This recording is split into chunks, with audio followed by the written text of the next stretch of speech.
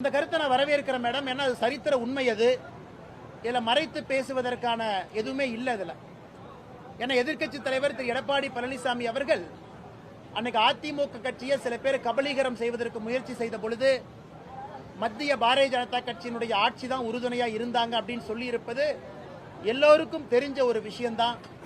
இது நாங்க சொல்லியிருந்தா வேற மாதிரி பத்திரிகை நண்பர்களும் தமிழக மக்கள் எடுத்துக்குவீங்க.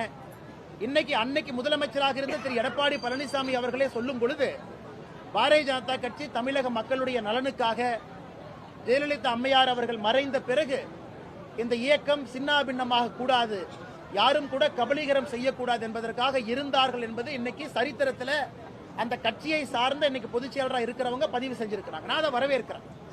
ஏன்னா பாரதிய ஜனதா கட்சியினுடைய ரோல், பாரதிய ஜனதா கட்சி 2016-17 என்ன செஞ்சாங்க அப்படிங்கிறது பல இடத்துல பல மாதிரி பேசப்பட்ட பொழுது தமிழகத்தில் நல்லது செய்வதற்காக மட்டும்தான் அன்னைக்கு பாரதிய ஜனதா கட்சி இயங்கியது அப்படிங்கிற ஒரு உண்மையை திரு எடப்பாடி பழனிசாமி அவர்கள் மக்கள் மன்றத்தில் வைத்திருப்பது எங்களுடைய ஆர்கியூமெண்ட்டுக்கு இன்னும் வலிமை சேர்க்கிறது.